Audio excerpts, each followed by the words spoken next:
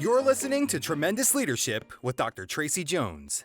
Hi everyone, our guest today is Gerry Savage. Gerry began his sales career over 3 decades ago after serving on the active duty military as a United States Marine.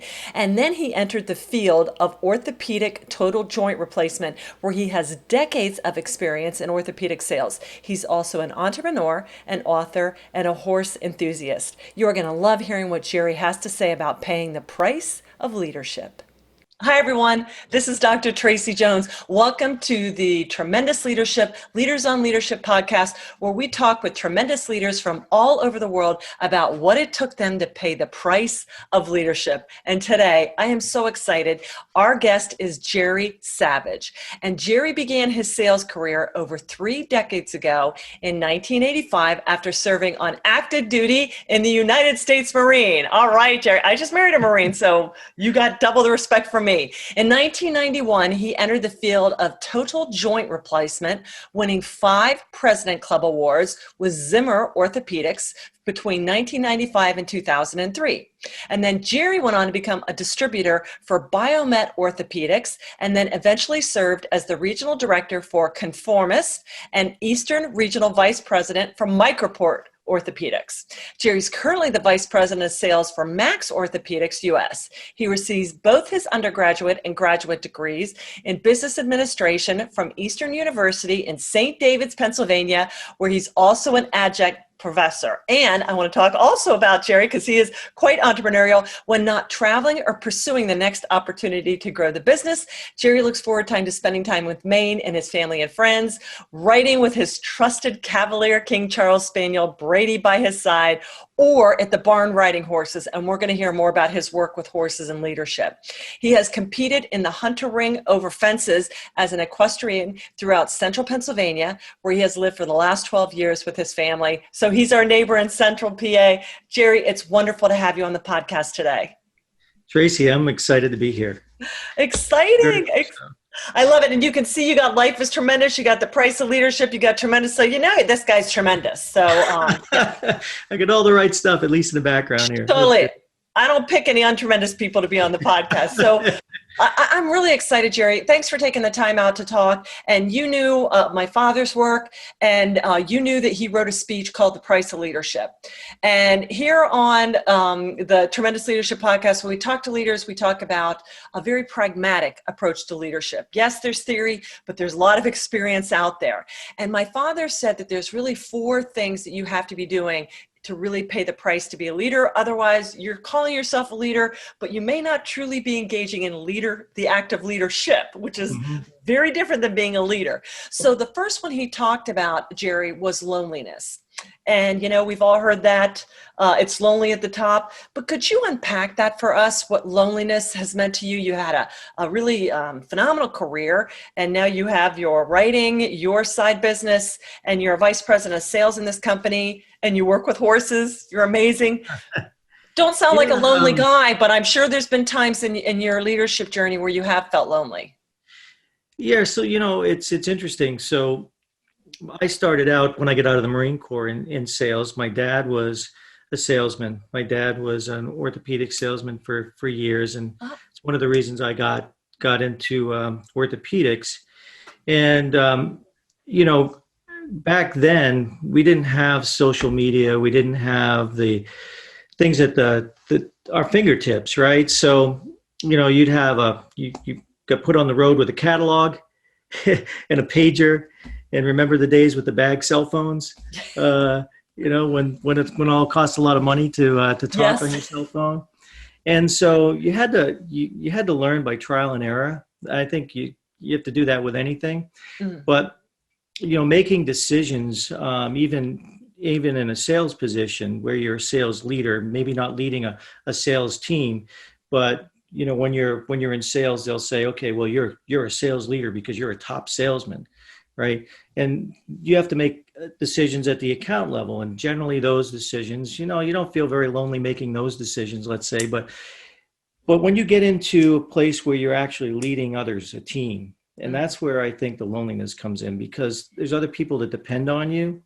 There's other people that will look to you to make good decisions. And guess what? We don't always make good decisions. Right. We make mistakes, and we have successes and failures. And I've had my share throughout my entire career. But I can remember when I first moved from a sales leader to a distributor for Biomed Orthopedics, and I got a sales team in place. And boy, I wanted to give those folks everything that I didn't have when I was a salesperson. And I quickly found out that you can't do that, because one, I had earned everything that I got, and you can't just give things to people without earning that. And you have to start when you start making decisions, you have to make decisions that are in the best interest of the entire organization. And that's where it can get pretty lonely, because you have to make decisions that you might not have the right person in place, the right person on the bus. You might have to make a change, and there's nobody you can ask for advice from other people, but when it comes right down to it, that decision's yours. And that space and time where you make that decision, I think that's where the loneliness comes, because you're saying, okay, gut check, am I making the right decision? It's going to fall on me.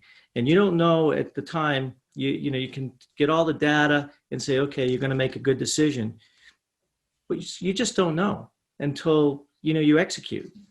And so I've had more than my share of times like that when I was a distributor. And I can tell you now, as I'm running the entire U.S. organization for a company, that that sense of loneliness happens more often. But thankfully, as you've traveled down a road, you've been there before. So maybe not so lonely. You say, okay, I've been in this space before. I'm okay. I can make that decision. And I think experience tells you that, we build on our experiences, right? And so, Right. We just get better equipped to make those decisions and handle that and get through those situations when you're potentially lonely, right? Right. Well, I really, I can tell this isn't your first rodeo. I can tell from what you said. I love when you hit on, you can't give things to people they haven't earned. And I have fallen into that enabling type of behavior as a leader many times. And I guess if I would have had kids, I probably would have done the same thing to them. But that's really absolutely brilliant. And I love that you talked about, you've been in this space before, and because people are people, the old school thing is, well, when you get to be a more evolved leader, these things stop happening. And I really appreciate the fact that you tell, well, we change, but not everybody changes. So it is in human nature to always kind of go for the path of least resistance. And as leaders, we're constantly reining people in to stay on point, on path, and to bring out the best in them. So I thank you for your authenticity, because I think sometimes in leadership literature, it's like, well, man, sooner or later, you should have this figured out, and it should be inherently easier. And it's like, well, then maybe I'm still doing it wrong after all these years, Yeah, and I think too, that's a really good point. It makes me think of the fact that,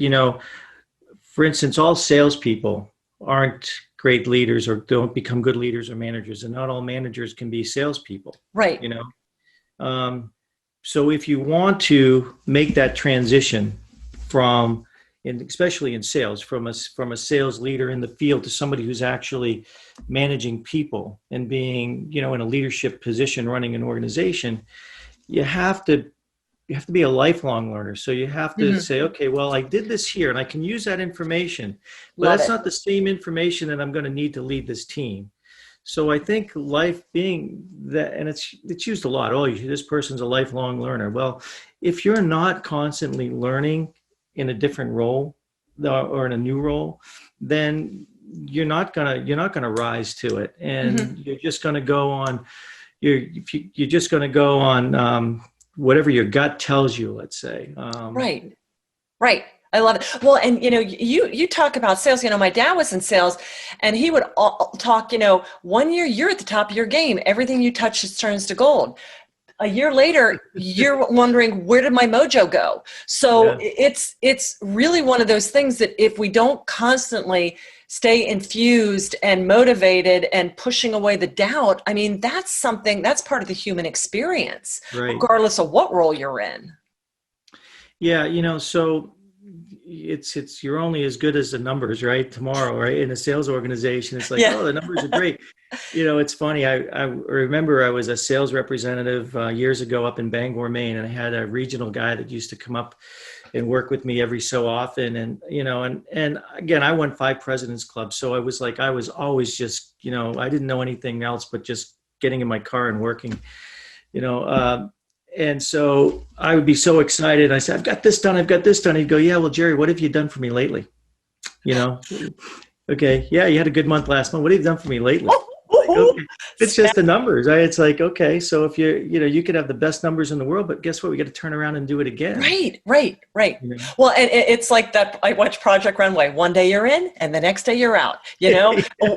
once the alarm clock hits 0001, yesterday's in the rearview mirror. What are you doing now? So, Right. Well, and I guess I've always been driven like that. So it's like, okay, what is it going to take to get me to the next level? Okay. So, I was never comfortable just being in. Now I'm not somebody that's always, gone from one job to the next. Every place I've been, it's 5, 6, 7, 8 years. But I get to a point where I always said, okay, well, what's next? mm-hmm. And, now in my leadership role now, it's like, well, what can I do to give back? Because I know that if I've got this experience and, I haven't always made the right decisions, but, I'm not afraid to talk about it either. I mean, because I think people need to hear the good, the bad, and the ugly, because no matter what somebody tells you and says, okay, well, this person was a fantastic leader and they were so successful. Well, okay, we'll unpack all the failures that they've had to get along to that point, right? Right. And so, I mentioned that a lot in the, as you know, in the book that I wrote, but it's coming to a sense that, okay, well, you make mistakes, you can still be successful. And what I like to say is that, look, if I can do it, you can do it too, because mm-hmm. there's no special ingredients.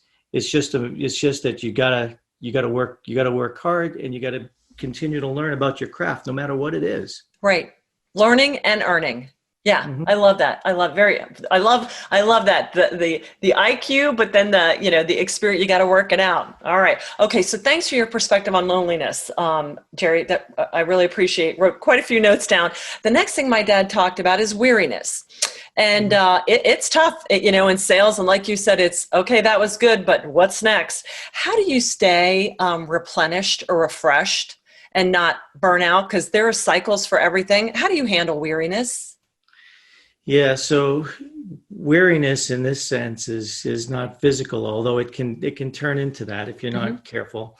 And what happens is the daily things mount up on you, and you can plan, and you can have your day all like, this is what I'm doing today, and that first phone call blows everything up. Right. And you never get to the things that you wanted to get to, and there are pressing things that need to get done. And at the end of the day, you're mentally exhausted. Yes. And so what I've tried to do is to continually put it in perspective. In other words, I get overwhelmed with things. I think we all do, no matter whatever position we're in. I think it's easy to get overwhelmed with things. And I just take a step away and just kind of try to look at it from away from the mirror a little bit and say, okay, what is, what's causing this right now? And I've got all this stuff to do. I think what I'm going to do is just take a step back. I'm going to come back in, and now I'm just going to take one at a time, because mm-hmm. that's all that we can do, mm-hmm. And I think if we let ourselves get hit with so much, I think overwhelm is where we get weary. I think when we start to get overwhelmed with things, one project after the next, or, one sales rep, for instance, in my position, a director coming back, and everything that they have is immediate. And I think one of the things that helps weariness is coming to the realization that we have to set boundaries. Mm-hmm. Because, and have been terrible with this in the past. I think it's because I want to serve, and I want to make sure, I'm always available. But that in itself will make you extremely weary. So if you set boundaries, and what I mean by setting boundaries, if somebody's running, not in the world of COVID so much anymore, but somebody running into your office and you're on the phone and they got to talk to you right away, and you just put down what you're doing and you go to that person and you do that, and you can't. It doesn't do them any good. It doesn't do you any good. So I think by setting boundaries, I think you can call back a little bit of the weariness because you can manage your time more effectively. I don't know if that makes sense, but oh, absolutely. Yeah. Yeah. And there are a lot of different kinds of weariness, and a lot of time it is, but it's, what is it? What is it really that has you so tired? And a lot of times it's not physical stuff. Right. I can get 8 hours sleep and be in the top health and still be drained. And then you got to look at it and go, what is it really? Mm-hmm. What do I need to do? Have you ever gone through a day when you're physically tired at the end of the day? And that's okay. But if you haven't done much during the day and all of a sudden you just get, there's something else, there's some other things there that have brought you to that point. Mm-hmm. And I think the trick is for us to try to avoid that at all costs. Mm-hmm. And I think better time management is one of them. Obviously too, when you've got major decisions, and I've had a few lately with my position with regard to accounts and people, and that in itself will make you weary as well. Oh gosh, yes. Because you've got a lot hanging on you, because there's a lot of things hanging in the balance. And when people's lives are hanging in the balance, I guarantee you that will make you weary. Mm-hmm. Absolutely. All right. So loneliness, weariness, and you know what? Thanks for bringing that up. Because as leaders, I think I never really understood until I got in the leadership chair. That's a lot of responsibility. You can poo-poo leadership, but they're aware and they're having to keep things going and numbers met so everybody can stay employed. And that is draining. And especially with COVID, I've had so many of my dear friends say, hey, I had to, for the first time, let somebody go or put them on partial. And it is really, it's exhausting for the people making the decisions too. Yeah, I've had, I've lived that. So I had to do that. I did that early on with COVID, and I did it again, moving somebody out of the organization into a distributor role. And it's just something that needed to be done. Mm-hmm. And it's not pleasant. And you try to do, I think if you're a good organization and you're really, truly trying to do the best for your people, and part of leadership is trying to bring out the best in your people too, obviously. But when you have to make a decision, you try to do what's best for the company and for that individual as well. Right. Absolutely. All right. Thank you for that. So loneliness, weariness. The next thing my dad talked about was abandonment. And, that typically has a negative connotation. But his point was that we need to abandon what we like and want to think about and do in favor of what we ought and need to think about and do. And so for him, it was more of a focus. So Can you explain that for me? Gerry, you've got a lot of different things going on. Like you said, people coming in your office, you're several jobs, you're doing this horse thing now. How do you stay focused? Yeah, so vision. Vision, and I think you and I talked a little bit about this, but vision with the right action in place, abandoning, the things that you might like to do, but aren't going to get you where you need to be. Right. Oh, gosh. Yeah. And that's tough to do because we get caught up. Everybody gets caught up, and, we get tired and you go, I'm just going to do this. But I think, abandoning those things and replacing them, abandoning those things that aren't going to help you get where you want to be in the world and life is the first step. And you can do that, and you can focus. If you can look ahead and focus and imagine yourself already in that position, in that role, I think that helps you get through that. Mm-hmm. I definitely think that because, it's the book that I read recently, which is from, I think, 2005, Law of Attraction. And I think that, Napoleon Hill even mentions a lot of that stuff in his book.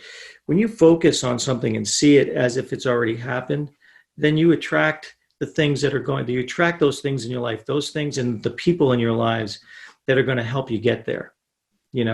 And so I think that's a big thing with abandonment. Abandon those things that just aren't, they may be pleasing at the time and they may be short term, but Right. think about the other things, because those things are much bigger and much broader. Right. And leadership. Well, yeah. sorry. No, and I love that you were talking about sometimes it has a shelf life, and it may work for a season, but it's not something that. And you're in sales; things are always changing, So you got to be clear on what's the old? Is it Churchill or Patton? I think it was Churchill. However, no, maybe Patton. However, brilliant the strategy, we must look at the results, and it's like that's true.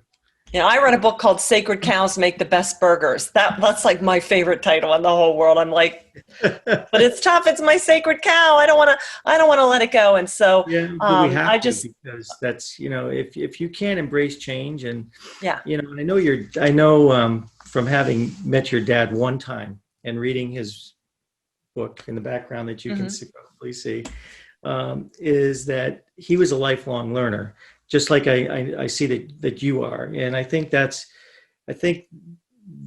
piece, being that lifelong learner and always trying to focus on where you want to be, where you want to go, I think just totally helps you alleviate some of those things that you shouldn't be doing. If you really want something strong enough, and you really surround yourself by the people that will get you there, and those people will show up because they start to believe in you and believe in what you're doing. Absolutely. And I think a lot of times, I was just having a conversation with somebody this morning, and I'm like, don't build it and hope that you're drawing the right people. Fire it up inside here, and then like moths to the flame, then they come to you. And I think the old paradigm is, well, I've got to figure out what people want. And it's like, well, I've tried that for quite a few decades, and maybe other people are good at it, but I'm not real good at it. But the clearer I get on what I'm here for, then like you said, the right resources, people, books, advocates then start coming in, and I get real clear. I found that your definiteness of purpose you're talking about, Napoleon Hill, I think that's the greatest factor as far as abandonment, because then I can push off all the time sucks. I can push off the conversations let's go to lunch and catch up. Yeah. But I only have so much time in a day, and it comes a time where you got to stay really focused on that. But you're also, because you're looking at something bigger, right? Yes. So, I think you get to a point in your life, and, when you've gained experience and you've had successes and failures, and for me, if you said, Gerry, what's success to you? Well, it's not having all the money in the world right now, although you want to be financially independent and all that. I think most of us do it in life. But what can you do with that? If you can give back and make a difference in people's lives, and you can see the difference that makes, for me, that just charges me up. It really does. I mean that really sincerely, because, 10, 15 years ago, I don't know that I want to be successful. I want to be, well, what is it? You start thinking, well, what is success? Well, success is when you get to a point, I think, where you're able to give back and you can see the difference that you're making in people's lives. And, for me, if that doesn't fuel you or fuel me, then nothing will, And so that's why I, tried to move to, I wrote the book, The 4 Pillars of Sales. And when I had an orthopedic surgeon call me a couple of weekends ago. He says, I'm reading your book. He goes, I got to tell you, it's not about sales. That whole first part of your book is about life. And I'm like, wow, and I've had, several other people just call and give me that feedback. I had a woman in Maine called that I knew for years ago, and she bought the book for her nephews, and she sent me a picture of the book was on this young man's desk. He's first freshman in college, with notes and the book open on his desk in his room. And I'm like, to me, that's powerful. Yes. Because if you can touch people's lives like that, that's a big deal. And so. I love it.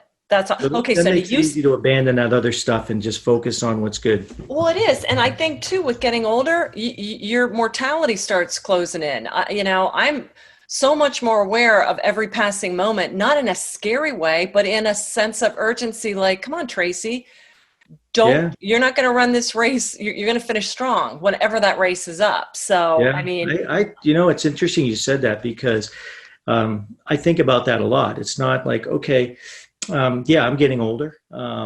And it's not like I'm going to go from one job to the next, or so what does that look like? Taking in every moment, doing the things like we're talking about. I work with horses and I love it, and seeing what a difference that can make in people's lives, for instance, opens up a whole new chapter. So I think as you get older, you have to discover those things, and I think we have a stronger capability of really finding those things when we get older, if we just open up and we've got, and we make sure that, we actually continue to have a vision. got it. It's like you said, vision is seeing what it is and getting it done. Right. And so if you've got a clear vision, no matter what age, I mean, I'll tell you, I love Ronald Reagan, right? Because I went in the Marine Corps because of Ronald Reagan back in 1981.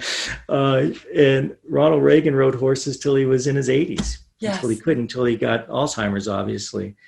So, age is only a limitation if you make it there. But so you can still make a difference in people's lives as you get older and older. It doesn't matter.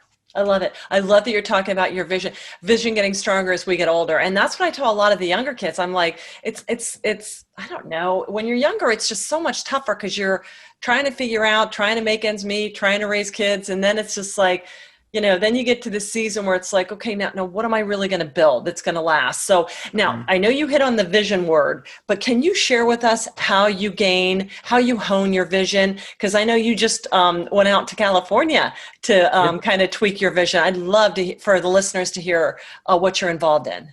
Sure. So first part of the question, that's a tough one. It's like, because there's so many things that I like and that I'm interested in. But over the last couple of years, I've tried to say, okay, well, what am I good at? What do I enjoy the most? And how can I bring that together to make a difference? So that's been my thought process.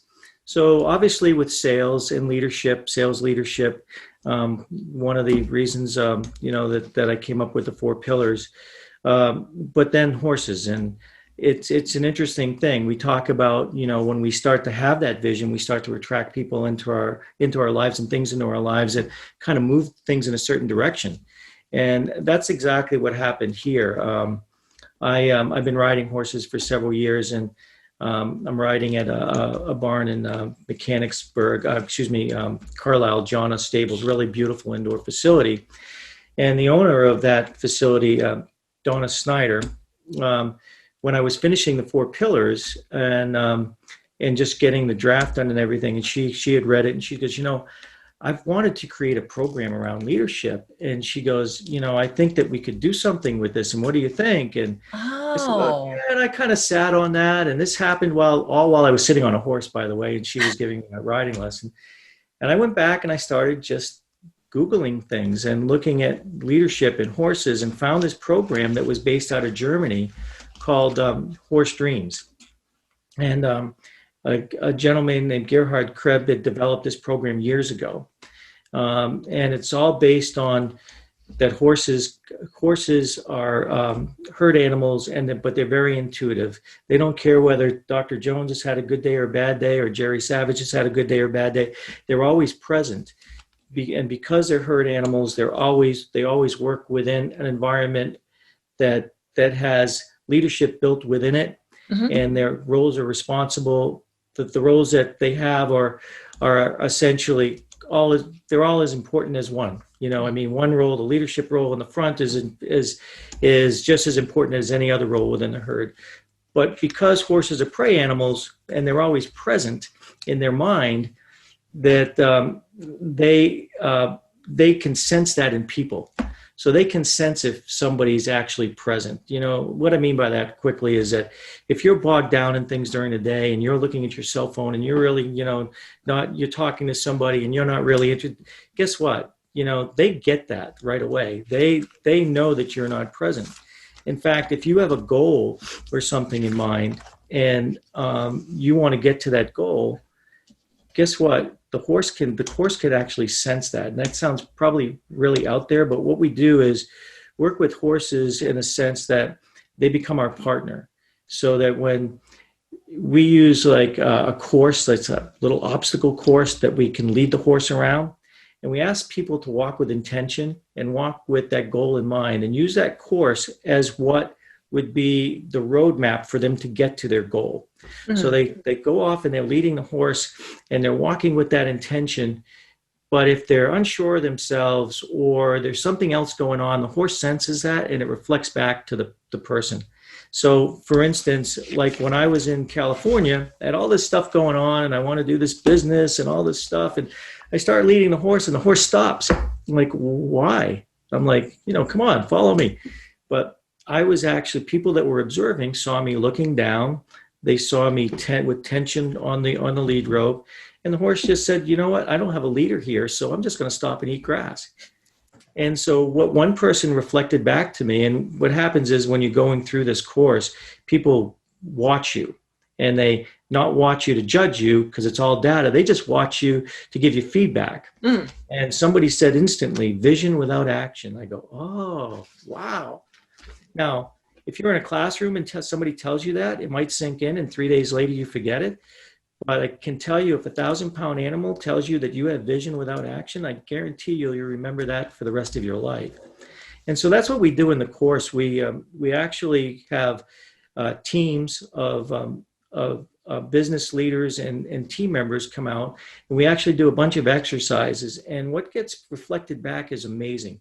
People find more out about their own leadership style and where they fit the best, and more about themselves. And so it's such a step out of the classroom. And my goal was to, obviously, I've developed a sales training process and worked with personality styles and developed that in the book. But this is such a step beyond that because it takes you out of the classroom in an environment where things just make sense. And you know what? People tend to bond more when they're in an exercise like this. And so I'm really excited about it. It's just getting off the ground now. We did our first demonstration day 2 weeks ago. We're doing another one on December 12th.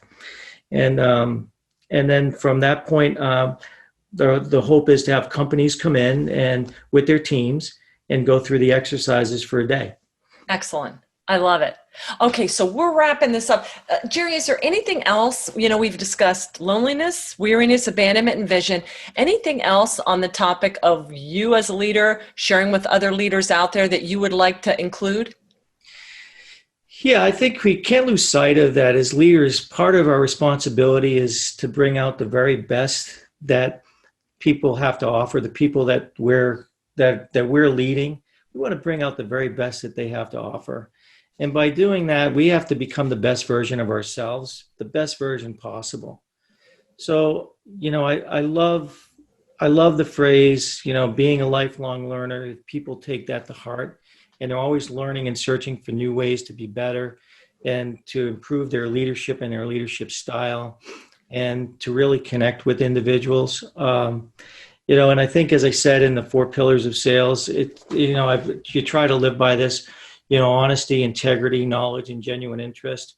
Leaders need to be honest with themselves before they can even be honest with other people. So that's a big one, and integrity, where people say, hey, it's, the cliche is doing the right thing when no one's looking. But you know what? And I'm sure you know this, Tracey, having been in the military, it says when you see somebody with a lot of integrity, you want to mirror those. You don't want to, those people become your mentors. Those people are the people you really want to model yourself after, right?